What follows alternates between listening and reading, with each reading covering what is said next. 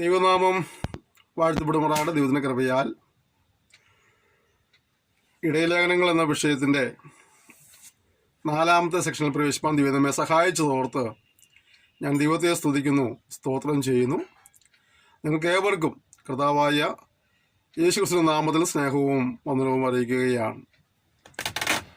കഴിഞ്ഞ നാളിൽ നിങ്ങൾ നൽകിയ എല്ലാ പ്രോത്സാഹനത്തിനും സഹകരണത്തിനും പ്രാർത്ഥനയുടെ പിൻബലത്തിനും ഞാൻ നന്ദി പറയുന്നു. ദൈവം നിങ്ങളെല്ലാവരെയും ധാരാളമായി അനുഗ്രഹിക്കുമാറാകട്ടെ. ഞാൻ കഴിഞ്ഞ ദിവസങ്ങളിൽ ഈ വിഷയത്തിലുള്ള ബന്ധത്തിൽ 1 തീമോഥെയോസ് 4-ാം അധ്യായത്തിൻ്റെ 16 വചനങ്ങളെ ധ്യാനിപ്പാനിടയായിത്തീർന്നു. നാം ഇന്ന് 5-ാം അധ്യായത്തിൻ്റെ 1-ാമത്തെ വാക്യം മുതൽ നമ്മുടെ ചിന്ത ആരംഭിക്കുകയാണ്. മൂത്തവനെ ബത്സിക്കാതെ അപ്പനെ പോലെയും ഇളയവരെ സഹോദരന്മാരെ പോലെയും മൂത്ത സ്ത്രീകളെ അമ്മമാരെ പോലെയും ഇളയ സ്ത്രീകളെ പൂർണ്ണ നിർമ്മലതയോടെ സഹോദരികളെ പോലെയും പ്രബോധിപ്പിക്കുക. ഇവിടെ ഒരു ശുശ്രൂഷകൻ തൻ്റെ സഭയിൽ വിവിധ നിലകളുള്ളതായ പ്രായത്തിലുള്ള ആളുകളുണ്ട്. അവരോടൊക്കെ എങ്ങനെയാണ് ഇടപെടേണ്ടത്, അവരെങ്ങനെയാണ് ഉപദേശിക്കേണ്ടത്, അവരെങ്ങനെയാണ് വചനം പഠിപ്പിക്കേണ്ടത് കാര്യങ്ങളവിടെ വളരെ വ്യക്തമായി പറഞ്ഞു കൊടുക്കുകയാണ്. മൂത്തവരെ പിതാവിൻ്റെ ബഹുമാനത്തോടെ സ്നേഹത്തോടെ, ഇളയവരെ സഹോദരന്മാരെ പോലെ, മൂത്ത സ്ത്രീകളെ അമ്മമാരെ സ്നേഹിക്കുന്ന പോലെ ബഹുമാനിക്കുന്നത് പോലെ, ഇളയ സ്ത്രീകളെ പൂർണ്ണ നിർമ്മലതയോടെ സഹോദരികളെ പോലെയും പ്രബോധിപ്പിക്കുക. അപ്പോൾ ഒരു ദൈവിക വ്യവസ്ഥയുണ്ട്. സഭയിൽ ഒരു ശുശ്രൂഷകൻ തൻ്റെ സഭാവിശ്വാസികളോട് എങ്ങനെയൊക്കെയാണ് ഇടപെടേണ്ടതിനോടൊരു വ്യവസ്ഥ ദൈവത്തിൻ്റെ പരിശുദ്ധന്മാരോടെ വിവരിക്കുകയാണ്. അടുത്തത്, സാക്ഷാൽ വിധവമാരായിരിക്കുന്ന വിധവമാരെ മാനിക്കുക. വല്ല വിധവയ്ക്കും പുത്രപൗത്രന്മാരുണ്ടെങ്കിൽ അവർ മുമ്പേ സ്വന്തം കുടുംബത്തിൽ ഭക്തി കാണിച്ച് അമ്മയപ്പന്മാർക്ക് പ്രത്യുപകാരം ചെയ്യുവാൻ പഠിക്കട്ടെ. വിധവമാരുള്ള ബന്ധത്തിൽ, കുഞ്ഞുങ്ങളുള്ള വിധവമാരുള്ള ബന്ധത്തിലുള്ള കാര്യങ്ങളെ അവിടെ പറയുകയാണ്. ഇത് ദൈവസന്നിധിയിൽ പ്രസാദകരമാകുന്നു. സാക്ഷാൽ വിധവയും ഏകാഗിയുമായവൾ ദൈവത്തിൽ ആശ വെച്ച് രാവുകളുടെ യാചനയിലും പ്രാർത്ഥനയിലും ഉറ്റുപാർക്കുന്നു. അപ്പോൾ ഒരു വിധവയെ ആയ സ്ത്രീയെ സംബന്ധിച്ചിടത്തോളം ഇനി അവൾക്ക് ഭർത്താവിനെ സന്തോഷിപ്പിക്കേണ്ട കാര്യങ്ങളൊന്നും ഇല്ലാത്തതിൻ്റെ പേരിൽ ദൈവത്തെ പ്രസാദിപ്പിച്ചും പ്രാർത്ഥനയിലും അങ്ങനെ ആത്മീയ വിഷയങ്ങളിൽ മുന്നോട്ട് പോകുവാൻ അവൾക്ക് കഴിയുമെന്നുള്ളതാണ് പറയുന്നത്. എൻ്റെ അടുത്തത്, കാമുകിയായവളോ ജീവിച്ചിരിക്കൽ തന്നെ ചത്തവൾ എന്ന് അവർ നിരപരാധിയരായിരിക്കേണ്ടതിന് നീ ഇതാജ്ഞാപിക്കുക.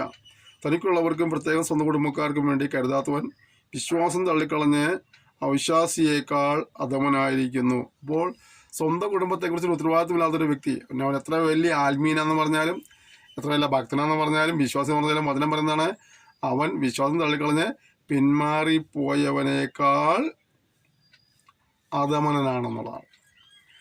അപ്പോൾ ചിലർ ഈ ആത്മീയ അങ്ങോട്ട് മൂത്ത് വരുമ്പോൾ പിന്നെ കുടുംബകാര്യങ്ങൾ നോക്കാൻ പോകുന്ന ആളുകളുണ്ട്. കുടുംബത്തിൽ കഞ്ഞി വെച്ചില്ലെങ്കിലും കുഴപ്പമില്ല, കുടുംബത്തിൽ കാര്യം നോക്കിയില്ലെങ്കിൽ കുടുംബം വൃത്തിയാക്കിയില്ലെങ്കിലും കുഴപ്പമില്ല, മക്കളെ നോക്കിയില്ലെങ്കിലും കുഴപ്പമില്ല, അല്ലേ, എനിക്ക് ആത്മീയം മാത്രം മതി എന്ന് പറഞ്ഞ പോകുന്ന ആളുകളുണ്ട്. പക്ഷേ ഇവിടെ വചനം പറയുന്നത് നിങ്ങൾ ആരായിരിക്കണം? ശുശ്രൂഷന്മാരടക്കം ആരായിരിക്കണം? ആത്മീയം നല്ലതാണ്, വിശുദ്ധി നല്ലതാണ്, വേർപാട് നല്ലതാണ്, ശുശ്രൂഷ നല്ലതാണ്. പക്ഷേ കുടുംബത്തോടുള്ള ബന്ധത്തിൽ അവർക്ക് അവരുടേതായൊരു പാർട്ടുണ്ട്, ഒരു ഉത്തരവാദിത്വമുണ്ട്. അത് എത്ര വലിയ ശുശ്രൂഷകളാണെന്ന് പറഞ്ഞാലും, എന്തെല്ലാം ശുശ്രൂഷ മലമാർക്കുന്ന ആളാന്ന് പറഞ്ഞാലും കുടുംബത്തോടുള്ള ഉത്തരവാദിത്തത്തിൽ നിന്നാൽ ഒരിക്കലും മാറിയിരിക്കാൻ പാടില്ല എന്നാണ് പറയുന്നത്. ഓക്കെ. സൽപ്രവർത്തികളാൽ ശ്രുതിപ്പെട്ട് ഏകഭർത്താവിൻ്റെ ഭാര്യയായിരുന്ന് 60 വയസ്സിന് താഴെയില്ലാത്ത വിധവ മക്കളെ വളർത്തുകയോ അതിഥികളെ സൽക്കരിക്കുകയോ വിശുദ്ധന്മാരെ കാലുകളെ കഴുകുകയോ ഞെരുക്കമുള്ളവർക്ക് മുട്ടുനിർക്കുകയോ സർവ്വ സൽപ്രവർത്തിയും ചെയ്തു പോരുകയോ ചെയ്തു എങ്കിൽ അവളെ തിരഞ്ഞെടുക്കാം. ഒരു വിധവയെ ശുശ്രൂഷ തിരഞ്ഞെടുക്കണമെങ്കിൽ എന്തായിരിക്കണം? 60 വയസ്സിന് താഴെയുള്ളവളാണെങ്കിൽ അവൾ എന്തൊക്കെ ചെയ്തവളായിരിക്കണം എന്ന് പറഞ്ഞത്? സൽപ്രവർത്തികളാൽ ശ്രുതിപ്പെട്ടവളായിരിക്കണം. പിന്നെ മക്കളെ വളർത്തുകയും അതിഥികളെ സൽക്കരിക്കുകയും വിശുദ്ധന്മാരെ കാലുകളെ കഴുകുകയും ഞെരുക്കമുള്ളവർക്ക് മുട്ടുനിർക്കുകയും സർവ്വ സൽപ്രവർത്തിയും ചെയ്തു പോരുകയും ചെയ്തെങ്കിൽ, അപ്പോൾ അതിനൊക്കെ ഒരു വ്യവസ്ഥ വെച്ചിരിക്കുകയാണ്. ഇവിടെയൊക്കെ പലപ്പോഴും നമ്മൾ ശുശ്രൂഷ വൃന്ദങ്ങളിൽ ഇങ്ങനെയുള്ളതായ പല കാര്യങ്ങളും കാണുവാൻ കഴിയുന്നില്ല എന്നുള്ളതാണ് നമ്മുടെ ഇന്നത്തെ പരാജയം. ഇളയ വിധവമാരെ ഒഴിക്കുക. അവർ ക്രിസ്തുവിന് വിരോധമായി പുളച്ചു മതിക്കുമ്പോൾ വിവാഹം ചെയ്യുവാൻ ഇച്ഛിക്കും. ആദ്യ വിശ്വാസം തള്ളിക്കളയാൽ അവർക്ക് ശിക്ഷാവധി ഉണ്ട്. അത്രയുമല്ല, അവർ വീട് തോറും നടന്ന് മെനക്കെടുവാനും ശീലിക്കും. മിനക്കെടുക മാത്രമല്ല, വായാടികളും പലകാര്യത്തിൽ ഇടപെടുന്നവരുമായി അരുതാത്തത് സംസാരിക്കും. സൗകര്യന്മാരുടെ പൊതുവെയുള്ള ശീലമാണ് അവിടെ പറയുന്നതെങ്കിലും ഇവിടെ അത് വിധവളായ സൗകര്യന്മാരെ കുറിച്ച് പറയും. അതും വിധവളായ സൗകര്യന്മാരെ പറയുമ്പോൾ ചെറു പ്രായത്തിലുള്ളതായ സ്ത്രീകൾ, അല്ലേ, ചെറു പ്രായത്തിൽ വിധവളായിത്തീരുന്ന സ്ത്രീകളെ കുറിച്ചാണ് പറയുന്നത്. അവരെ ദൈവകൃപയെ വിട്ടിട്ട് ഇടപെടരുതാത്ത കാര്യങ്ങളിൽ ഇടപെടുവാൻ സാധ്യതയുള്ളതുകൊണ്ട് അവർ ഒഴിവാക്കി നിർത്താനാണ് പറയുന്നത്. ആകയാൽ ഇളയവർ വിവാഹം ചെയ്യുകയും പുത്രസമ്പത്ത് ഉണ്ടാക്കുകയും ഭവനം രക്ഷിക്കുകയും വിരോധിക്ക് അപവാദത്തിന് അവസരമൊന്നും കൊടുക്കാതിരിക്കുകയും വേണമെന്ന് ഞാൻ ഇച്ഛിക്കുന്നു. അവിടെ പൗലോസ് പറഞ്ഞ കാര്യം എന്താണ്? അങ്ങനെയുള്ളൊരു വിവാഹം കഴിക്കണം, ഒരു ഭവനത്തെ രക്ഷിക്കണം. വിരോധിക്ക് അപവാദത്തിന് അവസരമൊന്നും കൊടുക്കാതിരിക്കുകയും വേണം. ഇവിടെ പലപ്പോഴും ഈ ആത്മീയം മൂത്ത് കഴിയുമ്പോൾ കുടുംബജീവിതത്തിൽ പല കാര്യങ്ങളും ഒഴിവായി പോകുന്ന പുരുഷന്മാരുമുണ്ട്, സ്ത്രീകളുമുണ്ട്. അവരവർക്ക് കടമ്പെടുത്ത് ചെയ്യേണ്ടതാണ്. നമ്മൾ ഒരു നിലയം പഠിക്കുമ്പോൾ എത്ര ആത്മീയം മൂത്താലും 1:7 നമ്മൾ വായിക്കുന്നത് തന്നെയാണ്, ഭർത്താവ് ഭാര്യയ്ക്ക് കടമ്പെട്ടതും ഭാര്യ ഭർത്താവിന് കടമ്പെട്ടതും ചെയ്യട്ടെ. അതിൽ അതിൻ്റെ ശരിയായുള്ള ട്രാൻസ്ലേഷൻ എങ്ങനെയാണ്? ശാരീരികമായും മാനസികമായുള്ള അവരുടെ ആവശ്യങ്ങൾ നിറവേറ്റുവാനായിട്ട് ഇവർ ഒരുങ്ങിയിരിക്കണം, ഉത്സുകരാകണം, അതിനെ അലസത കാണിക്കരുത് എന്നുള്ള കാര്യമാണ് അവിടെ പറയുന്നത്. ഓക്കെ, ഞാൻ അവിടെ നിന്ന് വിടുകയാണ്. വിഷയങ്ങൾ മനസ്സിലാവുന്നുണ്ടല്ലോ. ഇപ്പോൾ തന്നെ ചില സാധാരണ പിന്നാലെ പോയല്ലോ. ഒരു വിശ്വാസിനിക്ക് വിധവമാരുണ്ടെങ്കിൽ അവൾ തന്നെ അവർക്ക് മുട്ടുതീർക്കട്ടെ. സഭയ്ക്ക് ഭാരം വരരുത്. സാക്ഷാൽ വിധവമാരായവർക്ക് മുട്ടുതീർപ്പാനുണ്ടല്ലോ. ഇവിടെയൊക്കെ ഇവരെ കരുതേണ്ട കാര്യങ്ങളും അവരെപ്രകാരം അനുഭവം വിധവകൾ എങ്ങനെയായിരിക്കണം എന്നുള്ള കാര്യങ്ങളെല്ലാം അവിടെ പറയുകയാണ്. നന്നായി ഭരിക്കുന്ന മൂപ്പന്മാരെ പ്രത്യേകം വചനത്തിലും ഉപദേശത്തിലും അധ്വാനിക്കുന്നവരെ തന്നെ ഇരട്ടി മാനത്തിന് യോഗ്യരായി എണ്ണുക. അപ്പോൾ ദൈവസഭയ്ക്കകത്ത് അലസമായി ശുശ്രൂഷ ചെയ്യുന്നവരുണ്ട്, നന്നായി ശുശ്രൂഷിക്കുന്നവരുമുണ്ട്. നന്നായി വചനം പഠിക്കുന്ന ഉപദേശം പഠിപ്പിക്കുന്ന ആളുകളുണ്ട്, നന്നായി കർത്തവ്യം അധ്വാനിക്കുന്നവരുണ്ട്. അവരേക്ക് എന്ത് ചെയ്യണം? ഇരട്ടി മാനത്തിനായിട്ട് യോഗ്യരായി എണ്ണണം. അവരുടെ അധ്വാനത്തിനനുസരിച്ച് അവരെ മാനിക്കുവാൻ നമ്മൾ ഉത്സാഹിക്കണം എന്നുള്ളതാണ്, അല്ലേ? വിദാസമരത്തിൽ കഷ്ടപ്പെട്ടാലും ആരും തിരിഞ്ഞു നോക്കാത്ത ആൾക്കാരുണ്ട്. അതല്ല ചെയ്യേണ്ടത്. അവരുടെ അധ്വാനത്തിനനുസരിച്ച്, അവരുടെ ഉത്സാഹത്തിനനുസരിച്ച്, അവരുടെ പ്രവർത്തനത്തിനനുസരിച്ച് അവരെ മാനിക്കുവാനും പ്രോത്സാഹിപ്പിക്കാനും അവരുടെ കരുതുള്ള ഉത്സാഹം നമുക്ക് ഉണ്ടാകേണ്ടത് അത്യന്താപേക്ഷിതമാണ്. മെതിക്കുന്ന കാളയ്ക്ക് മുഖക്കൊട്ട കെട്ടരുത് എന്ന് തിരുവെഴുത്ത് പറയുന്നു. വേലക്കാരൻ തന്നെ കൂലിക്ക് യോഗ്യനൊന്നും ഉണ്ടല്ലോ. അപ്പോൾ ഒരു കാളയെ നമുക്കറിയാം. ആ കാളയെ അധ്വാനിക്കുന്ന കാളയ്ക്ക് നമ്മൾ എന്ത് ചെയ്യരുത്? തീറ്റ കൊടുക്കാതെ തന്നെ വായ അടച്ച് കെട്ടരുത് എന്ന് പറഞ്ഞ പോലെ ഉത്സാഹിക്കുന്ന കർത്തവ്യ ശക്തിയോടെ ചെയ്യുന്ന, ഉത്സാഹത്തോടെ ചെയ്യുന്ന, നന്നായി വചനം പഠിപ്പിക്കുന്ന, ഉപദേശിക്കുന്ന ആളുകളെ ആ നിലകളിൽ പ്രോത്സാഹിപ്പിക്കുകയും അവർക്ക് കരുതുകയും ചെയ്യുന്ന കാര്യം മറന്നു പോകരുത്. അടുത്തത്, ഒരു പ്രശ്നമുണ്ടായാൽ, ഒരു ആരോപണമുണ്ടായാൽ എങ്ങനെയാണ് കൈകാര്യം ചെയ്യണമെന്ന് പറയുക. 2-3 സാക്ഷികൾ മുഖേന അല്ലാതെ ഒരു മൂപ്പൻ്റെ നേരെ അന്യായം എടുക്കരുത്. ഇന്ന് എന്തെങ്കിലും പണമുള്ളവരെന്ന് എന്തെങ്കിലും പറയുമ്പോഴത്തേക്കും മേലധികാരികൾ അടക്കമുള്ളവർ എന്ത് ചെയ്യുകയാണ്? ശുശ്രൂഷന്മാർക്കെതിരെ വടിയും വാളൊക്കെ എടുക്കുക. നമുക്കറിയാം, ശുശ്രൂഷന്മാരുടെ ജീവിതം പറഞ്ഞാൽ അവർക്ക് യൂണിയനൊന്നുമില്ലല്ലോ, അവർക്ക് സംസാരിക്കാൻ ആരുമില്ലല്ലോ. അവരെ എന്തും ചെയ്യാം, എങ്ങോട്ട് സ്ഥലം മാറ്റാം, എന്തും അല്ലേ, എങ്ങനെ തട്ടിക്കളിക്കാവുന്ന ഒരു നിലയിലേക്കൊക്കെ മാറിക്കൊണ്ടിരിക്കുന്ന പരിതാപകരമായ അനുഭവങ്ങൾ നമ്മുടെ ചുറ്റുപാടിൽ കണ്ടുകൊണ്ടിരിക്കുകയാണ്. പ്രത്യേകിച്ച് സ്ഥലം മാറ്റ സമയത്ത് കാണാം, നേതാക്കന്മാരെ പകരം വിട്ടുന്നതൊക്കെ എങ്ങനെയാണ്. ഏതെങ്കിലും ദേവദാസനോട് ദേഷ്യം ഉണ്ടെങ്കിൽ അദ്ദേഹത്തെ കൊണ്ട് പകരം വിടുന്നത് ആരും ഇല്ലാത്തൊരു സ്ഥലത്തേക്ക്, വാഹന സൗകര്യം ഇല്ലാത്ത സ്ഥലത്തേക്ക്, അല്ലേ? ഞാനത് അവിടെ സന്നദ്ധ മനോഭാവത്തോടെ പോകുന്നതിനെ കുറിച്ചല്ല പറഞ്ഞത്. പനിഷ്മെൻറ്റും ട്രാൻസ്ഫർ ആയിട്ട് കൊടുക്കരുത്. അല്ലെങ്കിൽ നിങ്ങളുടെ ചിലപ്പടിക്ക് നിൽക്കാത്തതിൻ്റെ പേരിൽ പക വീട്ടാൻ വേണ്ടി അങ്ങനെ ചെയ്യരുത്. അതത്രേ ഉള്ളൂ. അതുപോലെ പാപം ചെയ്യുന്നവരെ ശേഷമുള്ളവർക്കും ഭയത്തിനായിട്ട് എല്ലാവരും കേൾക്കെ ശാസിക്കുക. ഇവിടെ ഇത് ഭയങ്കര ഒരു അതുപോലെ ആരെങ്കിലും വഴക്ക് ദേവാസന്മാർ വിശാല ഒരു ശാസിച്ചാലേ അതെല്ലാവരും കേൾക്കെ പറഞ്ഞു ഭയങ്കര ബഹളമുള്ള കാര്യമാണ്. പോലീസ് പറഞ്ഞതാണ്, ആരെങ്കിലും തെറ്റിൽ ചെയ്തിട്ടുണ്ടെങ്കിൽ എന്ത് ചെയ്യണം? അവരെ ശേഷമുള്ളവർക്കും ഭയത്തിനായിട്ട് എല്ലാവരും കേൾക്കുക, ശാസിക്കുക. ഇന്നെങ്ങനെ ചെയ്ത് കഴിഞ്ഞാൽ ആ ഭാഷയ്ക്ക് പിന്നെ ആ സഭ ഇരിക്കേണ്ടി വരില്ല, അല്ലേ? പിന്നെ അവിടെ ഗ്രൂപ്പീസുമായി ആ ഭാഷ എങ്ങനെയാണ് തുരത്താം? നേരെ സെൻട്രലിലേക്ക് ഒരു കത്ത്, സ്റ്റേറ്റ് കൗൺസിലേക്ക് ഒരു കത്ത്, ജനറൽ കൗൺസിലേക്ക് ഒരു കത്ത്, അല്ലേ? ആകെ കത്തിൻ്റെ ബഹളമായിരിക്കും. എങ്ങനെയെങ്കിലും ഈ പ്രാക്കനെ അവിടെ നിന്ന് പൊക്കി ചാടിച്ച് വേറെ എവിടെ കൂടി ചടിക്കണം വരെ ഇവർക്ക് സ്വസ്ഥ ഉണ്ടായിട്ടില്ല. തെറ്റ് ചെയ്യുന്നവരെ ശാസിക്കുവാൻ ദൈവദാസന്മാർക്ക് അധികാരമുണ്ട്, അവകാശമുണ്ടെന്ന കാര്യം ദൈവജനങ്ങൾ മനസ്സിലാക്കിയിരിക്കണം. എന്തുകൊണ്ടാണ് എപ്പിസ്കോപ്പൽ ചർച്ചുള്ളത്? അവിടെ നടത്തുന്നവരെ അവർ ബഹുമാനിച്ചും അനുസരിച്ചും പോയേ പറ്റൂ എന്നുള്ളതാണ്. അത് നമ്മളിവിടെ അങ്ങനെയല്ല. നമ്മുടെ വാഹനത്തിനൊക്കെ വെളിച്ചപ്പാടായതുകൊണ്ട് എന്നൊരുത്തിനെ ഏതെങ്കിലും കുരുത്തക്കേട് കാണിച്ച് വഴക്ക് പറഞ്ഞാൽ നാളെ പോയിട്ട് വേറെ സഭയുണ്ടാക്കും, വേറെ പ്രസ്ഥാനം ഉണ്ടാക്കും, വേണമെങ്കിൽ ഒന്നിനെ പാസ്റ്റാവുകയും ചെയ്യും. അതൊക്കെ നമുക്ക് അംഗീകരിക്കാനും ഉള്ള ആൾക്കാരുണ്ട് അല്ലേ. ഒരു സിസ്റ്റമാറ്റിക് ട്രെയിനിങ്ങോ അല്ലെങ്കിൽ ആ നിലയിലുള്ളതായ ഒരു യോഗ്യതയുമില്ലെങ്കിലും ആർക്കും എപ്പോൾ വേണമെങ്കിലും സഭ തുടങ്ങാം, പാസ്റ്റാകാം. അങ്ങനെയൊക്കെ വന്നതിൻ്റെ പേരിലുള്ളതായ ദുരന്തങ്ങൾ ഒരുപാട് നമ്മുടെ ആത്മീയ ലോകത്തുണ്ട്. നിശ്ചയമായും ഒരു ക്രമീകൃതമായ പഠനം ആവശ്യമാണ്. ശുശ്രൂഷ ചെയ്യുവാനുള്ള ഒരു പരിജ്ഞാനം, ഒരു പരിശീലനവും ആവശ്യമാണ്.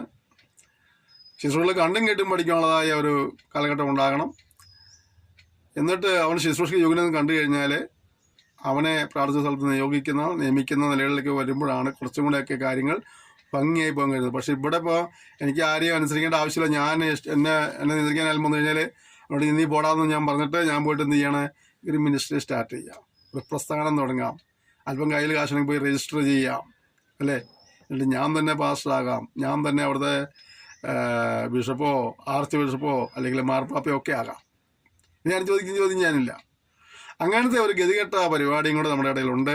ഇതിനൊക്കെയാണ് ക്രമീകരണം വരേണ്ടത്. ദർശനം കിട്ടി ഒരു മിനിസ്ട്രി സ്റ്റാർട്ട് ചെയ്യുന്നതിനെ കുറിച്ചല്ല ഞാൻ ഈ പറയുന്നത്. ശുശ്രൂഷയിൽ ആയിരുന്നു, ആ ശുശ്രൂഷയിൽ ഇരിക്കുന്ന ദൈവാത്മാവ് ഒരു വ്യക്തമായ ഗൈഡൻസ് കൊടുത്ത് അങ്ങനെ ഒരു മിനിസ്ട്രി സ്റ്റാർട്ട് ചെയ്യുന്നതെന്ന് ഞാൻ എതിരല്ല.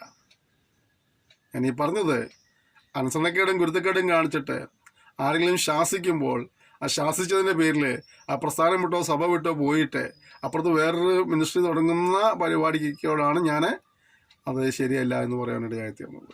ഓക്കെ,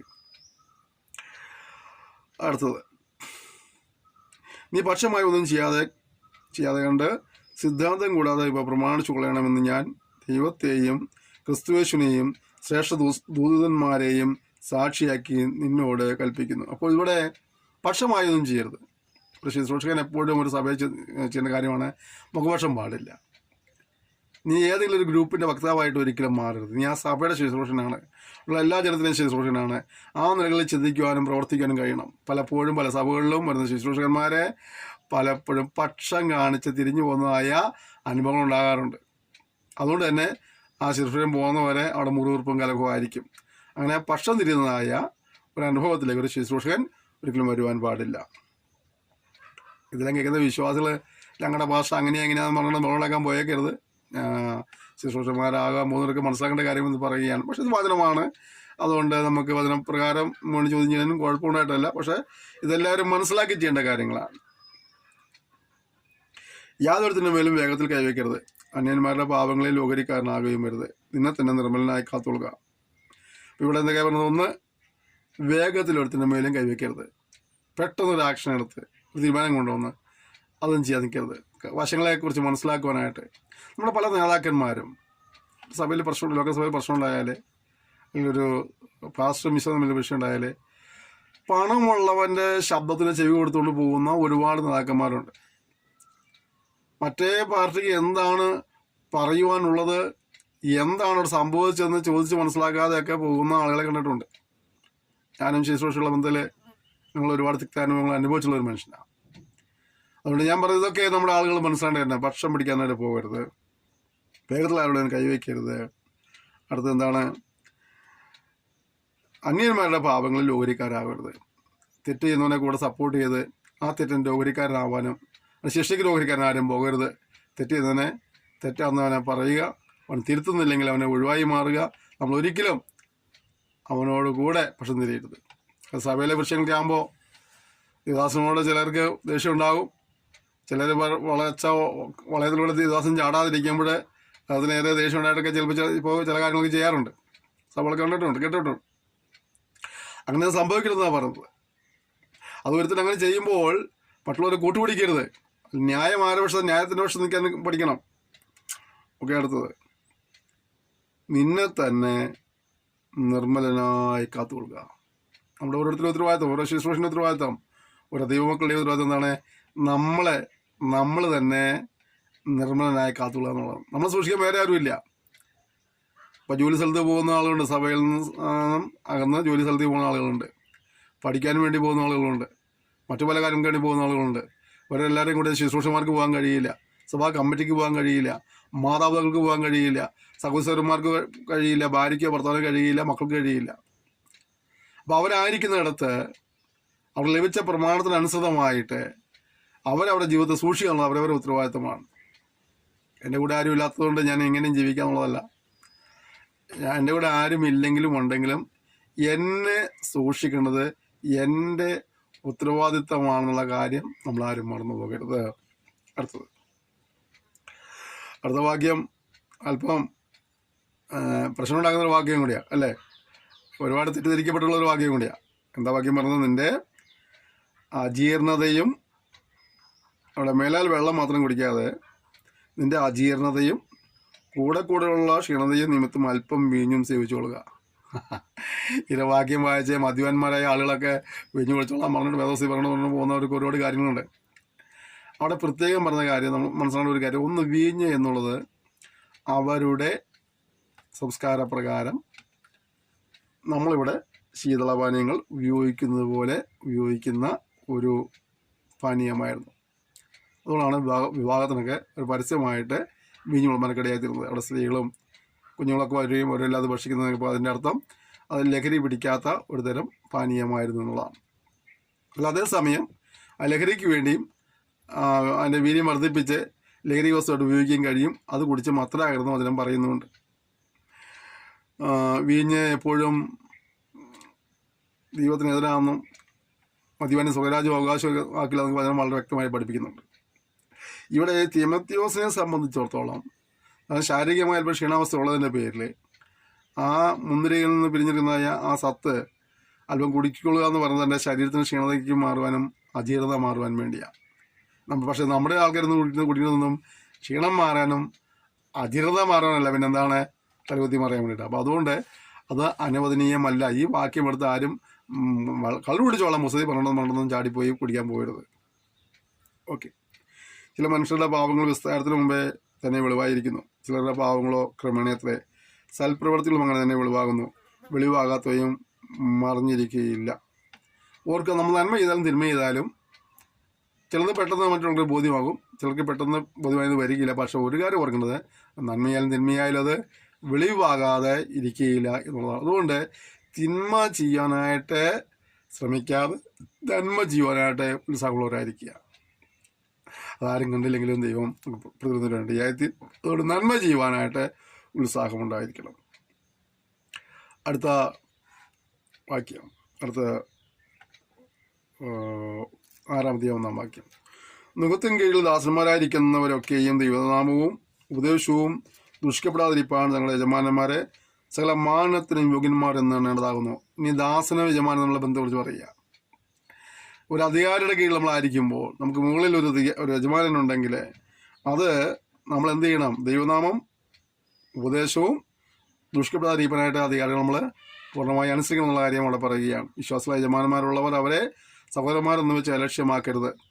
തങ്ങളെ കൊണ്ടുള്ള ഉപകാരം അനുഭവിക്കുന്നവർ വിശ്വാസികളും പ്രിയരുമാകൊണ്ട് അവരെ വിശേഷാൽ സേവിക്കത്രേ വേണ്ടത്. ഇത് നീ ഉപദേശിക്കുകയും പ്രബോധിപ്പിക്കുകയും ചെയ്യണം. വിശ്വാസികളായ ആണെങ്കിൽ പോലും, വിശ്വാസികളായ യജമാനന് വിശ്വാസികളായ ഒരു ദാസനുണ്ടെങ്കിൽ പോലും അവരോടും ആ നിലകളിൽ ബഹുമാനിച്ച് ഇടപെടണം എന്നുള്ള കാര്യങ്ങളാണ് അവിടെ പറയുന്നത്. നമ്മുടെ കർത്താവായ യേശുക്രിസ്തുവിൻ്റെ ഭക്തിവചനവും ഭക്തിക്കൊത്ത ഉപദേശവും അനുസരിക്കാതെ അന്യത ഉപദേശിക്കുന്നതിനൊന്നും തിരിച്ചറിയാതെ തർക്കത്തിനെയും വാഗ്വാദത്തിനെയും ഭ്രാന്തി പിടിച്ചെടുത്തിരിക്കുന്നു. അവയാൽ അസൂയ, ഷണ്ട, ദൂഷണം, ദുസംശയം, ദുർബുദ്ധികളും സത്യത്യാഗികളുമായ മനുഷ്യരുടെ വ്യർത്ഥവാദം എന്നിവ ഉളവാകുന്നു. അവർ ദൈവഭക്തി ആദായസൂത്രം എന്ന് വിചാരിക്കുന്നു. ഉണ്ടോ? ചുമ്മാ തർക്കിക്കുന്ന വാദിക്കുന്ന ആളുകളുണ്ട്, അല്ലേ? അവർ ദൈവജനത്തിന് നിരക്കാത്ത കാര്യങ്ങളാണ് പറഞ്ഞത്, ദൈവജനത്തിൽ നിൽക്കാത്ത കാര്യങ്ങളാണ് പറഞ്ഞത്. ഭക്തിക്ക് ഒത്ത കാര്യമല്ല പറയുന്നത്. പിന്നെന്താണ്? ഒക്കെ വിരുദ്ധമായ കാര്യങ്ങൾ, ഭക്തി വിരുദ്ധമായ കാര്യങ്ങൾ പറഞ്ഞുകൊണ്ടാണ് മറ്റുള്ളവരെ ഉപദേശിക്കാൻ പോകുന്ന ആളുകളുണ്ട്. അവർ വാഗ്വാദം നടത്തുന്നവരാണ്, തർക്കിക്കുന്നവരാണ്. അവരെന്ത് ചെയ്യുന്നതാണ്? ഭ്രാന്തി പിടിച്ച് തീർത്തിരിക്കാന്ന് പറഞ്ഞത്. എന്നിട്ട് എന്ത് ചെയ്യണവർ? അവയാൽ അവർക്ക് അസൂയയും ഷണ്ടയും ദൂഷണവും ദുസ്സംശയവും ദുർബുദ്ധിയും സത്യതകളും, അല്ലേ? അങ്ങനെയുള്ള കുറേ ആളുകളുണ്ട്. അവരെന്ത് ചെയ്യുകയാണെന്ന് അറിയാവോ? ദൈവഭക്തി ആദായ സൂത്രം വിചാരിക്കുന്നു. ഒരുപാട് പേര് ആത്മീയ ആത്മീയതയെ വ്യാപാരമായി ബിസിനസ്സായി കാണുന്ന ആളുകളുണ്ട്. ഇവിടെ നമ്മൾ ഒരിക്കലും അങ്ങനെ ആയിത്തീരരുത്. നമ്മൾ അവിടെ നിന്നൊക്കെ തിരുത്തൽ വേണ്ടവരാണ്. നമ്മൾ ഈ ആത്മീയതയെ ഒരിക്കലും വ്യാപാരമായി വിൽപ്പന ചരക്കാക്കി മാറ്റാതിരിക്കാൻ വളരെ സൂക്ഷിക്കണം. സഭയിൽ ആത്മീയതയെ വിൽപ്പന ചരക്കാക്കി ആരും മാറ്റരുത്. ഇന്നെല്ലാം വിൽപ്പന ചരക്കാക്കി മാറ്റുവാനായിട്ട് ഉത്സാഹിക്കുന്ന ഒരുതരം തന്ത്രം ശത്രു നമ്മളറിയാതെ നമ്മുടെ ഇടയിൽ പ്രദർശിച്ചു പോയിരിക്കുകയാണ്. നേരെ ജീവിക്കുന്ന ദൈവദാസന്മാരുണ്ട്, ദൈവമക്കളുണ്ട്. ഞാൻ അവരെ ഓർത്തല്ല അത് പറയുന്നത്. പക്ഷേ ഇതിനെ വിൽപ്പന ചേർത്ത് കാക്കുന്ന ആളുകളുമുണ്ട് എന്നുള്ളത് മനസ്സിലാക്കിയിട്ട് നമ്മൾ തിരിച്ചറിയുവാൻ, ആ ശ്രമങ്ങൾ ഒഴിവാക്കുവാൻ ദൈവാത്മാവ് ബുദ്ധി ഉപദേശിക്കുകയാണ്. അലംഭാവത്തോടു കൂടിയ ദൈവഭക്തി വലുതായി ആദായമാകുന്നതിനും, അപ്പോൾ നമ്മൾ മനസ്സിലാണെങ്കിലും ഉള്ള അവസ്ഥയിൽ സന്തോഷത്തോടെ ദൈവത്തെ സേവിക്കുന്നത് ഒരു നല്ല അനുഗ്രഹത്തിന് കാരണമായി തീരുകയാണ്. ഈ ലോകത്തേക്ക് നാം ഒന്നും കൊണ്ടുവന്നിട്ടില്ല, ഇവിടെ നിന്ന് യാതൊന്നും കൊണ്ടുപോകാൻ കഴിയുന്നതുമല്ല. ഉണ്മാനും ഉടുപ്പാനും ഉണ്ടെങ്കിൽ മതി എന്ന് നാം വിചാരിക്കുക. ഇതെല്ലാവരും മനസ്സിലാക്കി കൊള്ളാം. ഈ കിടന്ന പരാക്രമവും ഈ ഓട്ടവും ബഹളവും സവായത്തിന് പോകാതെ, കൂട്ടായ്മയ്ക്ക് പോകാതെ, ഉപവാസ പ്രാർത്ഥനയ്ക്ക് പോകാതെ, പ്രാർത്ഥിക്കാൻ നേരമില്ലാതെ, വേദപുസ്തകം വായിക്കാൻ നേരമില്ലാതെ, ഒരു ആത്മീയ സന്ദർശനം നേരമില്ലാതെ അതൊക്കെ ഓടുന്ന എന്തിനു വേണ്ടിയിട്ടാ? എന്തൊക്കെയോ വെട്ടിപ്പിടിക്കാനുള്ള പരാക്രമങ്ങളാ. എന്ത് വെട്ടിപ്പിടിച്ചാലും അവിടെ നിന്നൊരു വിളി വരുമ്പോൾ അങ്ങോട്ട് കയറി പോരാൻ പറഞ്ഞ സമയത്ത് പോയേ പറ്റുള്ളൂ. അതുകൊണ്ട് ഒന്നും വേണ്ടെന്ന് പറയുന്നില്ല. ഉണ്മാനും ഉടുപ്പാനൊക്കെ ഉണ്ടെങ്കിലേ മതിയും ചിന്തിച്ച് സന്തോഷത്തോടെ ലഭിക്കുന്ന സമയമൊക്കെ ദൈവനാമത്തിന് വേണ്ടി, ദൈവരാജ്യവ്യാപ്തിക്ക് വേണ്ടിയൊക്കെ ഒന്ന് പരിശ്രമിക്കുവാനായിട്ട്, ഉത്സാഹിക്കാനായിട്ട്, ആത്മീയ കാര്യങ്ങൾ കുറച്ചുകൂടെ ശ്രദ്ധ കൊടുക്കുവാനായിട്ടൊക്കെ ഒന്ന് ശ്രമിക്കുക. അതൊരു നല്ല കാര്യമായിരിക്കും, നല്ല കഴിവൊഴുക്കുമായിരിക്കും. ധനികന്മാരാകുവാൻ ആഗ്രഹിക്കുന്നവർ പരീക്ഷയിലും കെണിയിലും കുടുങ്ങുകയും മനുഷ്യ സംഹാരനാശങ്ങളിൽ മുങ്ങിപ്പോകുവാൻ ഇടവരുന്ന മൗഢ്യവും ദോഷകരമായ പല മോഹങ്ങൾക്കും ഇരയായിത്തീരുകയും ചെയ്യുന്നു. ദ്രവ്യാഗ്രഹം സർവ്വത ദോഷത്തിനും മൂലമല്ലോ. ഇത് ചിലർ കാംക്ഷിച്ചിട്ട് വിശ്വാസം വിട്ടൊഴുന്ന് ബഹുദുഃഖങ്ങൾക്ക് അധീനരായിത്തീർന്നു. ദ്രവ്യാഗ്രഹം വരുത്തി വയ്ക്കുന്നതായ വലിയ കെടുതികളെ കുറിച്ച് ഇവിടെ പറയുക. നമുക്ക് ജീവിക്കുവാൻ ധനം ആവശ്യമാണ്. പക്ഷേ ധനത്തോടുള്ള ആർത്തി നമ്മെ പല നിലകളിൽ തെറ്റിയുവാനായിട്ട് പ്രേരിപ്പിക്കും. അതുകൊണ്ടാണ് ആത്മീയലോകത്ത് പോലും പലരും തെറ്റിപ്പോയത്. അതുകൊണ്ടാണ് മിനിസ്ട്രിയൊക്കെ തുടങ്ങി, ആരെങ്കിലും തിരിച്ച് സഹായിക്കാൻ തുടങ്ങി, മിനിസ്ട്രി പച്ചപിടിക്കുക കഴിയുമ്പോൾ ഈ കിട്ടുന്ന നന്മയുടെ കണക്കുണ്ടാക്കാൻ വേണ്ടി കള്ളക്കണക്ക് ഇടുന്ന ഒരുപാട് പേരെ എനിക്കറിയാം. ഞാനൊരു പ്രസ്ഥാനത്ത് നിൽക്കുന്ന സമയത്ത് ഞാൻ എൻ്റെ ജനറൽ സെക്രട്ടറി ആയിരുന്നു. എന്നോട് അങ്ങനെയുള്ള കണക്കുകൾ എഴുതാൻ പറഞ്ഞ് നിർബന്ധിച്ചു. ഞാൻ എഴുതില്ല എന്ന് പറഞ്ഞു കഴിഞ്ഞപ്പോൾ അവരെ എനിക്ക് തന്നത്, നിങ്ങളെ ഞങ്ങൾ വിദേശത്തേക്ക് വിടാം, അവിടെ പോയിട്ട് കിട്ടുന്ന പൈസ നിങ്ങൾക്ക് ഉപയോഗിക്കാം, നിങ്ങളിപ്പോൾ ഞങ്ങൾ സഹകരിച്ചാമെന്നൊക്കെ പറയേണ്ടതായിരുന്നു. എൻ്റെ പ്രിയപ്പെട്ടവരെ, ഇതിന് കൃപയാൽ ഒരു രാത്രി 10 മണി കഴിഞ്ഞ നേരത്താണ് ഞാൻ ആ ഓഫീസിൽ നിന്ന് ഞങ്ങൾ സംസാരിക്കുന്നത്. എൻ്റെ മേശപ്പുറത്തുനിന്ന് ഒരു കഷ്ണം പേപ്പർ എടുത്ത് ഒരു രാജിക്കത്ത് എഴുതി കൊടുത്തിട്ട് ഞാൻ ഒരു 10 കഴിഞ്ഞ സമയത്ത് ആ ഓഫീസിൽ നിന്ന് ഇറങ്ങിപ്പോരുകയായിത്തീർന്നു. ഞാൻ അവിടെ നിന്ന് കുറച്ച് നടന്ന് റൂട്ടിൽ ബസ് സ്റ്റോപ്പിൽ ഒന്ന് നിൽക്കുക. രാത്രി ആയതുകൊണ്ട് പകലത്തെ അത്ര പോലെ ബസ്സില്ല. ഏതെങ്കിലും ഒരു ബസ് വരുമ്പോൾ കയറാൻ വേണ്ടി നിൽക്കുക. രാത്രി സമയമായതുകൊണ്ട് ബസ് കാത്ത് നിൽക്കുക റൂട്ടിൽ. എൻ്റെ ഉള്ളിൽ വളരെ ഒരു പോരാട്ടം നടക്കുക. അവർ പറഞ്ഞ കാര്യങ്ങളൊന്ന് ഒപ്പിട്ട് കൊടുത്താൽ, അവർ പറഞ്ഞ പോലെ സമ്മതിച്ചാൽ എനിക്ക് നാളുകളിൽ എവിടേക്ക് പോകാം, വിദേശത്ത് പോകാം, എനിക്ക് നന്മയുണ്ടാക്കാം. ഒരു നിലയ്ക്ക് അന്ന് ഞാൻ കിടക്കുന്നത് ഒരു ചെറിയ ചെറ്റക്കൂട്ടിലില്ല, ഓല കൊണ്ട് മറച്ച് ഈ കത്തി പോകാത്ത ഒരു തരം കറുത്ത ടാർ ഷീറ്റ് ഉപയോഗിച്ച് മേഞ്ഞൊരു വീട്ടിലേക്ക് കിടക്കുന്നത്. തറയൊന്നും പണിയാത്ത ഓല ഷെഡിൽ മറച്ച ഒരു വീട്ടിൽ. അപ്പം അന്നത്തെ എൻ്റെ പരാധീനതയും എൻ്റെ ആവശ്യങ്ങളെല്ലാം ഓർത്ത് ഇവരുടെ വാക്ക് അനുസരിച്ച് പോയിരുന്നെങ്കിൽ തമ്പുരാനെ നിശ്ചയമായിട്ടും അവിടെ തല്ലി തെറിപ്പിക്കുമായിരുന്നു. കൃപയാൽ, തമ്പുരാൻ്റെ കൃപയാൽ, എൻ്റെ ബുദ്ധി കൊണ്ടോ എൻ്റെ ശക്തി കൊണ്ടൊന്നല്ല, അതനുസരിക്കാതെ അവിടെ ഇറങ്ങി പൊന്നോട്ടിയായിത്തീർന്നു. പിന്നെയുള്ള സംഭവങ്ങളൊക്കെ നിങ്ങളിൽ പലരും ടി വിയിലും പത്രങ്ങളൊക്കെ വായിച്ച് കേട്ടുകൊണ്ടിരിക്കാൻ അവിടെ നടന്ന സംഭവങ്ങൾ. പിന്നീട് എന്നെ നിർബന്ധിച്ച് അങ്ങനെയൊക്കെ കള്ളക്കണക്ക് എഴുതാൻ പ്രേരിപ്പിച്ചതായ ആളുകൾ കുറച്ച് കഴിഞ്ഞപ്പോൾ അവർക്ക് അതിനോട് സപ്പോർട്ട് ചെയ്യുന്ന പലരെയും കൂട്ടുകിട്ടി, വലിയ വലിയ തട്ടിപ്പുകൾ നടത്തി, ഒടുവിൽ പിടിക്കപ്പെട്ടു. പാസ്റ്റർമാർ കൂടുതലുള്ള സഹപ്രവർത്തകരെല്ലാം ഒരുമിച്ച് കണ്ടുപിടിച്ചു, ചോദ്യം ചെയ്തു, അടിയായി, ബഹളമായി. പിന്നീട് അതൊക്കെ കേസായി, ഒരുപാട് വിഷയങ്ങളൊക്കെ ഉണ്ടായി. അവസാനം ആ മിനിസ്ട്രി എല്ലാം ഇന്ന് മുന്നിടയെത്തിയപ്പോൾ ഞാൻ പറഞ്ഞത്, ഇതൊന്നും ഒരു ആദായ മാർഗമാക്കിയോ ദ്രവ്യാഗ്രഹത്തിനുണ്ട് കാരണമൊക്കെ ഇതൊന്നും ഉപയോഗിക്കരുത്. കർത്താവ് നമുക്ക് ആവശ്യമുള്ളത് നൽകും. ഞാൻ അത് തരുന്നില്ല, ഇതിൽ കുറവുണ്ടെങ്കിൽ പോലും വളഞ്ഞ വഴികളിലൂടെ സമ്പാദിക്കാനായിട്ട് ശ്രമിക്കാതിരിക്കുക. അത് നമുക്ക് ഭാവിയിൽ ഒരു അനുഗ്രഹത്തിന് കാരണമായി തീരും. അല്ല, വളഞ്ഞ വഴിയിലൂടെ നാം ഇത് എന്തെങ്കിലും സമ്പാദിച്ച് വെച്ചാൽ അത് നമുക്ക് നാളുകളിൽ നാം അതിനൊക്കെ സമാധാനം പറയേണ്ടി വരും എന്നുള്ള കാര്യം ഓർത്തുകൊണ്ട് ഇതൊരു ആദായ മാർഗമാക്കാതെ ദ്രവ്യാഗ്രഹത്താൽ ദോഷങ്ങളിൽ നിന്ന് വിടാധിപനായി സൂക്ഷിക്കുവാൻ ദിവലം ഉദ്ദേശിക്കുകയാണ്. നീയോ ദൈവത്തിൻ്റെ മനുഷ്യനായുള്ളവയെ അത് വിട്ടുകൂടി നീതി, ഭക്തി, വിശ്വാസം, സ്നേഹം, ക്ഷമ, സൗമ്യത എന്നിവയെ പിന്തുടരുക. ഇത് വിട്ടുകൂടിയിട്ടാ, ഈ ദ്രവ്യാഗ്രഹത്തെ വിട്ടുകൂടിയിട്ട് നീ ദൈവത്തിൻ്റെ മനുഷ്യനാണോ, നീ അത് വിട്ടുകൂടണം. ദ്രവ്യാഗ്രഹം വിട്ടുകൂടണം. എന്നിട്ട് നീ എന്താ ചെയ്യേണ്ടത്? നീതി, ഭക്തി, വിശ്വാസം, സ്നേഹം, ക്ഷമ, സൗമ്യത എന്നിവയെ പിന്തുടരുക. ഒന്നിനെ വിട്ട് ഓടണം, ഒന്നിനെ പിന്തുടരണം. നീ മനുഷ്യൻ തിരിച്ചാ. സ്നേഹവും ക്ഷമയും വിശ്വാസവും സൗമ്യതയും ഭക്തിയും നീതിയൊക്കെ വിട്ടുകൂടിയിട്ട് ദ്രവ്യത്തിൻ്റെ പുറകെ പിന്തുടരുകയാ. അയ്യോ, ആ ഓട്ടം നമുക്കറിയാം, കേകസി ഓട്ടം അല്ലേ, അതുപോലെ ആയിത്തീരരുത്. വളരെ ഗൗരവത്തോടെ ശുശ്രൂഷന്മാരായ ദേവദാസന്മാർ, പ്രസ്ഥാനത്തിലെ നേതൃസ്ഥാനത്തിലെ ദേവദാസന്മാരൊക്കെ വളരെ ശ്രദ്ധിക്കേണ്ട വല്ല കാര്യങ്ങൾ അതിന് പറഞ്ഞു.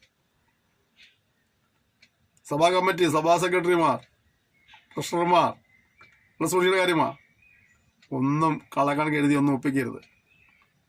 സഭാവിശ്വാസികളെ അറിഞ്ഞില്ലെങ്കിലും, ശുശ്രൂഷനെ അറിഞ്ഞില്ലെങ്കിലും, നേതാക്കന്മാർ അറിഞ്ഞില്ലെങ്കിലും, സ്പോൺസേഴ്സ് അറിഞ്ഞില്ലെങ്കിലും തമ്പുരാൻ അറിയുന്നുണ്ട് എന്നുള്ളൊരു ഓർമ്മ നമുക്ക് എപ്പോഴും വേണം. ഞാൻ അത്രയ്ക്ക് അവിടെ നടന്ന് വിടുകയാണ്. വിശ്വാസം നല്ല പോലെ പൊരുതുക, നമ്മുടെ ഉത്തരവാദിത്തമാണ്. വിശ്വാസം നല്ല പോലെ പൊരുതുക. പിന്നെ നിത്യജീവനെ പിടിച്ചുകൊള്ളുക. നമ്മൾ എന്തിൻ്റെ എല്ലാം പുറകെ കൂടിയാലും പ്രിയപ്പെട്ടവരെ എന്ത് നഷ്ടപ്പെടുത്തരുത്? നിത്യജീവനെ നഷ്ടപ്പെടുത്തരുത്, നിത്യത നഷ്ടപ്പെടുത്തരുത്. നമ്മളെ പാട്ടുകാരൻ പറഞ്ഞല്ലേ, മണ്ണെ പ്രതി മാണിക്കും കളയരുത്. ഇവിടെ കിടന്ന് ചപ്പഞ്ഞ പറഞ്ഞ പറയുക ഓടി നിത്യത നഷ്ടപ്പെടുത്തിയാൽ എന്ത് ഗുണമെന്നാണ് പറയുന്നത്. വളരെ സൂക്ഷിക്കേണ്ട ഒരു കാര്യം, വളരെ ശുശ്രൂഷന്മാർ പ്രത്യേകിച്ച്. ഇത് ഇടയലേഖനമായതിന് ശുശ്രൂഷന്മാരോടാണ് മുൻപ് കൊടുത്ത് പറയുന്നത്. നാളെ ശുശ്രൂഷകന്മാരാകാൻ പോകുന്നതിന് സംസാരിക്കുകയാണ്. ഓക്കെ, അടുത്തത്. അതിനായി നീ വിളിക്കപ്പെട്ടു, അനേകം സാക്ഷികളുടെ മുമ്പാകെ നല്ല സ്വീകാര്യം കഴിച്ചുവല്ലോ. നിഷ്കളങ്കനും നിരപവാദ്യനും ഈ കൽപ്പന നമ്മുടെ കർത്താവായ യേശുവിൻ്റെ പ്രതിഷ്ഠ വരെ പ്രമാണിച്ചുകൊള്ളണമെന്നിങ്ങനെ സകലത്തെയും ജയിപ്പിക്കുന്ന ദൈവത്തെയും പൊന്തിയോസ് പിലാത്തോസിന് മുമ്പിൽ നല്ല സ്വീകാര്യം കഴിച്ച ക്രിസ്തുയേശുവിനെയും സാക്ഷി വെച്ച് ഞാൻ നിന്നോട് ആജ്ഞാപിക്കും. തിമോത്തിയോസിനോട് പറയുന്ന കാര്യമാണ്. അതേസമയം ഈ തലമുറയിൽ ദൈവത്തിൻ്റെ പരിശുദ്ധാത്മാവ് നമ്മോടും കൂടെ പറയുക, എന്താണ്? നിഷ്കളങ്കനായിരിക്കണം, നിരപവാദിനായിരിക്കണം, ഈ കൽപ്പന നീ പ്രമാണിച്ചുകൊള്ളണം. അതുപോലെ നമ്മുടെ ഉത്തരവാദിത്തമാണ് ഈ പ്രമാണങ്ങളെ അനുസരിച്ച് ജീവിക്കാൻ. നമ്മുടെ ഉത്തരവാദിത്തമാണ്. നമ്മൾ ഒരിക്കലും മാറിപ്പോരുത്. ധന്യനായ ഏകാധിപതിയും രാജാവും കർത്താതി കർത്താവും താൻ മാത്രം അമർത്തതയുള്ളവനും അടുത്തുകൂടാത്ത വെളിച്ചത്തിൽ വസിക്കുന്നവനും മനുഷ്യർ ആരും കാണാത്തവനും കാണുവാൻ കഴിയാത്തവനുമായ ആയവൻ തക്ക സമയത്ത് അപ്രത്യക്ഷത വരുത്തും. അവന് ബഹുമാനവും നിത്യബലവും ഉണ്ടാകട്ടെ. ആമേൻ. ഇവിടെ ദൈവത്തിന് ക്വാളിറ്റീസ് പറഞ്ഞ അല്ലേ? എന്തൊക്കെയാണ്? ധന്യനായ ഏകാധിപതി, രാജാതിരാജാവ്, കർത്താതി കർത്താവ്, താൻ മാത്രം അമർത്യതയുള്ളവൻ, അടുത്തുകൂടാത്ത വെളിച്ചത്തിൽ വസിക്കുന്നവൻ, മനുഷ്യർ ആരും കാണാത്തവനും കാണുവാൻ കഴിയാത്തവനുമായവൻ. ആ ദൈവത്തെ സേവിപ്പാൻ മാത്രമല്ലോ, അവനെ പിതാവേ എന്ന് വിളിക്കുവാൻ ഭാഗ്യം ലഭിച്ചില്ലേ? അവൻ്റെ മക്കളായി തരുവാൻ ഭാഗ്യം ലഭിച്ചില്ലേ? അവൻ്റെ കുടുംബത്തിൽ അംഗമായി തരുവാൻ ഭാഗ്യം ലഭിച്ചില്ലേ? അവൻ്റെ അനുഗ്രഹങ്ങൾക്ക് ഉടമകളായി തരുവാൻ ഭാഗ്യം ലഭിച്ചില്ലേ? അതെല്ലാം ഓർത്ത് സ്തോത്രം ചെയ്യുവാൻ കർത്താവ് സഹായിക്കട്ടെ. ഇല്ല ഇല്ല ഇല്ല എന്ന് പരാതി പറയുന്നതിന് അപ്പുറമായിട്ട് ഉള്ളതിനായി സ്തോത്രം ചെയ്യേ. ദൈവം നിന്നെ അനുഗ്രഹിപ്പാൻ ഇടയായിത്തീരും. ഈ ലോകത്തിലെ ധനവാന്മാരുടെ ഉന്നതഭാവം കൂടാതിരിക്കാനും നിശ്ചയമില്ലാത്ത ധനത്തിലല്ല നമുക്ക് സകലവും ധാരാളമായി അനുഭവിപ്പാൻ തരുന്ന ദൈവത്തിൽ ആശ വയ്പ്പാനും. അപ്പം നമ്മുടെ ദൈവമാരാണ് സകലവും ധാരാളമായി അനുഭവിപ്പാൻ തരുന്നവനാണ്. ജീവിതത്തിൽ ഏതെങ്കിലും കഷ്ടതയോ പ്രയാസങ്ങളോ പ്രതികൂലങ്ങളോ ഇടുക്കങ്ങളോ ഞെരുക്കങ്ങളോ ഉണ്ടെങ്കിൽ വിശ്വസിക്കുക, നമ്മുടെ ദൈവമാരാണ് സകലവും ധാരാളമായി അനുഭവിപ്പാൻ തരുന്നവനാണ്. ഒന്നിൻ്റെ കഷ്ടങ്ങളുടെ ആ ഇടുക്കങ്ങളെയും ഞെരുക്കങ്ങളുടെയും അവസരക്കെല്ലാം മാറ്റം വരുത്തും. ആ മുട്ടുകൾ തീർക്കും. നിശ്ചയമായും ഒന്നിനെ അനുഗ്രഹിപ്പാൻ ഇടയായി തരുന്നവർക്കൊരു വിശാലത ഉണ്ടാകും. അതുകൊണ്ട് വിശ്വസിക്കുക, നിന്നെ അലട്ടുന്ന ഏതൊരു വിഷയമാകട്ടെ, ഏത് പ്രശ്നമാകട്ടെ, എന്നാലും ദൈവം നിനക്ക് വേണ്ടി അത്ഭുതങ്ങളെ പ്രവർത്തിക്കും. വിശ്വസിച്ച് ഏറ്റെടുത്ത് പ്രാർത്ഥിക്കുക, ഒരു അത്ഭുതം കാണുവാനിടയായിത്തീരും. നമ്മുടെ ദൈവം സകലവും ധാരാളമായി തരുന്ന ദൈവമാണ്. ധാരാളമായി അനുഭവിപ്പാൻ തരുന്ന ദൈവമാണ്. നന്നാ മാത്രമേ അനുഭവിക്കാൻ കൂടെ വേണ്ടേ. നമ്മുടെ ദൈവം ചിലർക്ക് ഒരുപാട് ഉണ്ട്, പക്ഷെ അത് അനുഭവിക്കാൻ കഴിയുന്നില്ല. നമ്മുടെ ദൈവന്മാരാണ് നമുക്ക് ധാരാളമായി തരിക മാത്രമല്ല അനുഭവിപ്പാൻ യോഗം തരുന്ന ദൈവമാണ്. സ്തോത്രം. അതുകൊണ്ട് നീ എന്ത് ചെയ്യണം? ആ ദൈവത്തിൽ ആശ്രയിക്കണം, നന്മ ചെയ്യണം, സൽപ്രവർത്തികളിൽ സമ്പന്നരായി ഇരിക്കണം. ദുഷ്പ്രവർത്തികളിൽ സമ്പന്നരാകല്ല, സൽപ്രവർത്തികളിൽ സമ്പന്നരായി ജീവിപ്പാൻ കർത്താവ് സഹായിക്കുമാറാകട്ടെ. അടുത്തത് ദാനശീലരാകണം, ഔദാര്യമുള്ളവരായി സാക്ഷാലുള്ള ജീവനെ പിടിച്ചുകൊള്ളുന്നതിനും വരും കാലത്തേക്ക് നല്ലൊരു അടിസ്ഥാനം നിക്ഷേപിച്ചുകൊള്ളുവാനും ആജ്ഞാപിക്കുക. വളരെ സൂക്ഷിക്കേണ്ട കാര്യങ്ങളല്ലേ. എന്തൊക്കെയാണ്? ദൈവത്തിൽ ആശ്രയിക്കണം, നന്മ ചെയ്യണം, സൽപ്രവൃത്തിയിൽ സമ്പന്നരാകണം, ദാനം ചെയ്യണം, ഔദാര്യമുള്ളവരായിരിക്കണം, സാക്ഷാലുള്ള ജീവനെ പിടിച്ചുകൊള്ളുന്നതിന് വരും കാലത്ത് നല്ലൊരു അടിസ്ഥാനം നിക്ഷേപിച്ചുകൊള്ളുവാൻ ഇടവരണം. അല്ലയോ തീമോഥെയോസ്, നിന്റെ പക്കൽ ഏൽപ്പിച്ചിരിക്കുന്ന ഉപനിധി കാത്തുകൊണ്ട് ജ്ഞാനം എന്ന വ്യാജമായ പേർ പറയുന്നത് ഭക്തിവിരുദ്ധമായ വൃഥാലാഭങ്ങളെയും തർക്കസൂത്രങ്ങളെയും ഒഴിഞ്ഞു നിൽക്കുക. ആ ജ്ഞാനം ചിലർ സ്വീകരിച്ച് ചിലർ വിട്ടു തെറ്റിപ്പോയിരിക്കുന്നു. കൃപ നിങ്ങളോട് ഇരിക്കുമാറാകട്ടെ. തെറ്റിപ്പോയിരിക്കുന്നു, വിട്ടുവരുന്നത് എന്നുള്ള ചില വാക്ക് ഈ ലേഖനത്തിൽ നമുക്ക് പല പ്രാവശ്യം കാണാൻ കഴിയുന്നുണ്ട്. ചിലർ അങ്ങനെ ചെയ്തു, ചിലർ എങ്ങനെ വിട്ടുപോയി, ചിലർ തെറ്റി ഒഴിഞ്ഞു പോയി കാണുന്നുണ്ട്. ആ ചിലരൊക്കെ നമുക്കൊരു ദൃഷ്ടാന്തമായി മുന്നറിയിപ്പായി ദിവാത്മാവ് എഴുതി വച്ചിരിക്കുകയാണ്. നമ്മളെ സൂക്ഷിക്കുവാൻ. നമുക്ക് ശാന്തമായി നമ്മളിന്ന് ചോദിക്കാം, എനിക്ക് എൻ്റെ ക്രിസ്ത്യ ജീവിതത്തെ എപ്രകാരമാണ് ഞാൻ സൂക്ഷിക്കുന്നത്? എൻ്റെ ക്രിസ്ത്യ ജീവിതത്തെ, എൻ്റെ ആത്മീയ ജീവിതത്തെ എങ്ങനെയാണ് സൂക്ഷിക്കുന്നത്? ഞാൻ എങ്ങനെയാണ് കൈകാര്യം ചെയ്യുന്നത്? അത് സൂക്ഷിക്കുവാൻ കഴിയുന്നുണ്ടോ? വ്യവസ്ഥ നീക്കുവാൻ കഴിയുന്നുണ്ടോ? ശാന്തമായി ചിന്തിച്ച് ഏതെങ്കിലും നിലകളിൽ തെറ്റുകളോ ദിവാത്മാവ് ബോധ്യപ്പെടുത്തുന്നെങ്കിൽ അതിൽ ഏറ്റുപറഞ്ഞ് ഉപേക്ഷിച്ച് വിശ്വസ്ത ഭക്തനായി ജീവിപ്പാനായിട്ട്, ക്രിസ്തുവിനെ നിഷ്കളങ്കനായി ജീവിപ്പാനായിട്ട് സമർപ്പിച്ച് ദൈവത്തിൽ ഒരുമിച്ച് പ്രാർത്ഥിക്കുക. സ്വർഗീയ പിതാവേ, സെക്ഷനായി സ്തോത്രം ചെയ്യുന്നു. സംസാരിപ്പാനിടയായി തീർന്നല്ലോ. തുടർന്ന് സംസാരിക്കണമേ കർത്താവേ. എല്ലതും ദൈവനാമത്തിൽ ദിനസ്വരം സഹായിക്കുമെന്ന് പ്രാർത്ഥിച്ചു. ശിക്ഷാലേഖനങ്ങൾ തീമോഥെയോസിൻ്റെ 1 ലേഖനങ്ങൾ പഠിച്ചു കഴിഞ്ഞല്ലോ. ദൈവം സംസാരിച്ചല്ലോ, ജീവിതത്തിൽ പ്രാവർത്തികമാക്കി അപ്രകാരം അനുഗ്രഹം പ്രായപ്പാൻ സഹായിക്കുമെന്നാണ് പ്രാർത്ഥിക്കുന്നു. ഇവരിൽ ആരെങ്കിലും ഏതെങ്കിലും വിഷയങ്ങളുമായി ഭാരപ്പെടുന്നെങ്കിൽ സകലവും ധാരാളമായി അനുഭവിപ്പാൻ കൊടുക്കുന്ന കർത്താവേ, ഇതിൻ്റെ അത്ഭുതപ്പെടുത്തിയ ജീവിതത്തിൽ വെളിപ്പെടുവാൻ, കുടുംബത്തിൽ വെളിപ്പെടുവാനായിട്ട്, ശുശ്രൂഷ തലങ്ങളിൽ വെളിപ്പെടുവാനായിട്ട്, ജോലി സ്ഥലത്തിൽ വെളിപ്പെടുവാനായിട്ട് കർത്താവ് സഹായിക്കുമെന്നാണെന്ന് പ്രാർത്ഥിക്കുന്നു. ഇതിന് കൃപയ്ക്കായി സ്തോത്രം. യേശുവിന്റെ നാമം തന്നെ ആമേൻ. ക്ഷമയോടെ ഈ സന്ദർശനം വെച്ച് നന്ദി പറയുന്നത് നിങ്ങളെല്ലാവരെയും ധാരാളമായി അനുഗ്രഹിക്കുമാറാകട്ടെ. കർത്താവിന് താമസം നമുക്ക് അടുത്ത സെക്ഷനിൽ വീണ്ടും കാണാം. അതുവരെയും കർത്താവിൻ്റെ വിസ്താരം ചെറിയ സൂക്ഷിക്കാനായിട്ട് പരസ്പരം ഓർത്ത് പ്രാർത്ഥിക്കാം. സഹകരണത്തിനും പ്രോത്സാഹനത്തിനും പ്രാർത്ഥനയുടെ പിൻബലത്തിനാണ് ഞാൻ നന്ദി പറയുന്നു. Thank you. May God bless you.